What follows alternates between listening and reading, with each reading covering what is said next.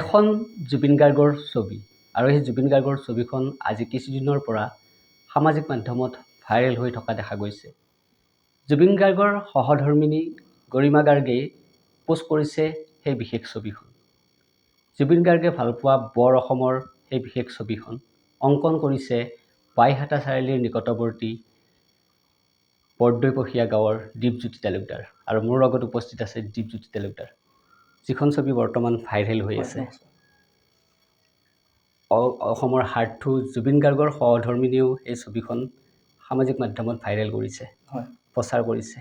কি ছবি আচলতে, সেই ছবিখনৰ বিষয়ে অলপ আমাৰ NKTV দৰ্শকসকলক জনাই দিয়া। হয়, ইতিমধ্যে সকলোৱে গমেই পাইছে এইখন মানে মই কিয় আঁকিছিলোঁ। এইখনৰ বহুত ধৰণৰ মিনিং ওলাই লৈছে এইখন।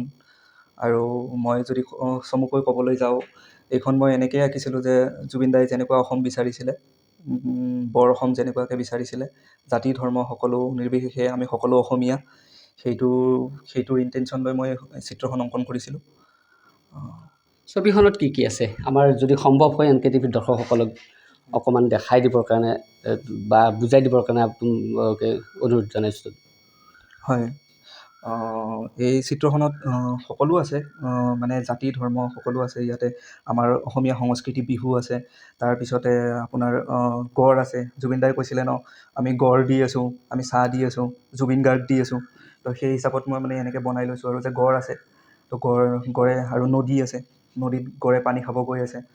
তাৰপিছতে এনেকুৱাকৈ জুবিন দাই যেনেকুৱাকৈ জীৱ জন্তু ভাল পাইছিলে, তো সেনেকৈ লিখি দিছোঁ আৰু তাৰপিছতে সেনেকৈ অংকন কৰি দিছোঁ। আৰু তাৰপিছতে মই এইটোও দেখাই দিছোঁ যে যিবিলাক জীৱ জন্তু আছে সেইবিলাকো জুবিন দাৰে ফেন হয়। তো সেইকাৰণে মই তাত লিখি দিছিলোঁ যে উই আৰ ZG ফেন। তাৰপিছতে জুবিন দাই প্ৰকৃতিৰ মাজত মই ৰাখি দিছিলোঁ। আৰু জুবিন দাই কৈছিলে যে মই ইউকেলিপ্টাছ গছৰ দৰে ওখ হ'ব বিচাৰোঁ।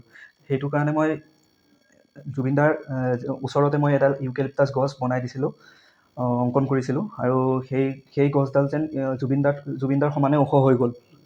দেন জুবিন দাৰ যিটো সেই কেপ আছিলে, তো তাত মানে ইউকেলিপ্টাছ গছডাল মানে আহি গ'ল আৰু আৱৰি ধৰিলে আৰু। মাধ্যম কি কি আছে এই চিত্ৰখনত? চিত্ৰখনৰ মাধ্যম দুটা মাধ্যম আছে। এটা হ'ল এক্ৰাইলিক আৰু আনটি হ'ল চাৰ্কল। কিমান সময় লাগিছে ছবিখন আঁকোতে? ছবিখন আঁকোতে প্ৰায় 1.5 ঘণ্টা লাগিছে। 1.5 ঘণ্টাৰ অন্তত সম্পূৰ্ণ কৰিছোঁ জুবিন দাৰ আশীৰ্বাদত। জুবিন গাৰ্গৰ ছবি অঁকাৰ উপৰিও বিভিন্ন ছবি আঁকা। হয়। তোমাৰ এই চিত্ৰকলাৰ ক্ষেত্ৰত হয়, গুৰু কোন? মোৰ গুৰু আছিলে, মই বহুত সৰুৰ পৰা চিত্ৰ অংকন কৰিছোঁ। মোৰ গুৰু আছিলে, এতিয়া বৰ্তমান ঢুকাইছে, মৃদুল মালি। তেখেতৰ পৰা শিকিছিলোঁ। কিমান বয়সৰ পৰা শিকিছিলে? 6-7 বছৰৰ পৰা শিকিছিলোঁ। বৰ্তমান তুমি কি কৰি আছা? বৰ্তমান মই ডিগ্ৰী কমপ্লিট কৰি মই 1.5 বছৰ কাম কৰিলোঁ। এজ এ ছাইট ইঞ্জিনিয়াৰ হিচাপে কাম কৰিছিলোঁ। তাৰপিছত আৰু মই বৰ্তমান মানে জবটো এৰিলোঁ, এৰি কিনে মই বৰ্তমান ঘৰতে আছোঁ। চিত্ৰকলাৰ ক্ষেত্ৰত ভৱিষ্যত পৰিকল্পনা কি? ভৱিষ্যত মই এনেকুৱা ধৰণৰ আৰু চিত্ৰ অংকন কৰি যাব বিচাৰোঁ। মানে এতিয়াও ভাবি আছোঁ, জুবিন দাক লৈয়ে বহুত কেইখন ভাবি আছোঁ, আৰু তাৰ ডিজাইনৰ কথাও ভাবি আছোঁ। এনেকুৱা আহিব, বহুত কেইখন আহিব, নিজক লৈও আহিব। মানে মই জুবিন দাৰ গান কেনেকৈ শুনো বা কি হিচাপত, মানে এনেকুৱা ধৰণৰ আহিব আৰু। এই বিশেষ ছবিখনৰ সংৰক্ষণৰ কিবা ব্যৱস্থা কৰিবা নেকি? হয়, মই এইখন সংৰক্ষণ কৰি ৰাখিব বিচাৰোঁ।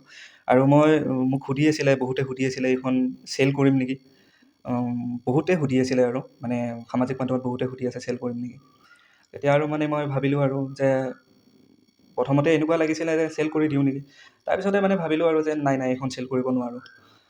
তেতিয়া আৰু মই ভাবিলোঁ আৰু যে লাষ্টত ডিচাইড কৰিয়ে ল'লোঁ, এইখন মই দাদাৰ ওচৰত দি থৈ আহিম আৰু। তেখেতৰ জুবিন ক্ষেত্ৰত? হয়, জুবিন ক্ষেত্ৰত, আমাৰ অসমৰ আটাইতকৈ পবিত্ৰ ঠাই। আৰু মই ভাবিলোঁ যে এইখন যিহেতু জুবিন দাৰে অসম, তো জুবিন দাৰ ওচৰত থাকিব লাগে, দাদাই যেন চাই কিনে আনন্দ পায় আৰু এইখন। হয়, এগৰাকী আছিল প্ৰতিভাৱান শিল্পী দীপজ্যোতি তালুকদাৰ। জুবিনৰ ছবি আঁকি ভাল পোৱা বা বিভিন্ন প্ৰকৃতিৰ ছবি আঁকি ভাল পোৱা দীপজ্যোতি তালুকদাৰ, আৰু তেওঁ অঁকা এই জুবিন গাৰ্গে ভাল পোৱা বৰ অসমৰ ছবিখন বৰ্তমান সময়ত সামাজিক মাধ্যমত ভাইৰেল হৈ আছে, আৰু সেইখন তেওঁ সংৰক্ষণ কৰিব বিচাৰে জুবিন ক্ষেত্ৰত। জুবিন গাৰ্গৰ সহধৰ্মিনীৰ হাতেৰে সেইখন তাত প্ৰতিষ্ঠা কৰিব বিচাৰে দীপজ্যোতি তালুকদাৰে।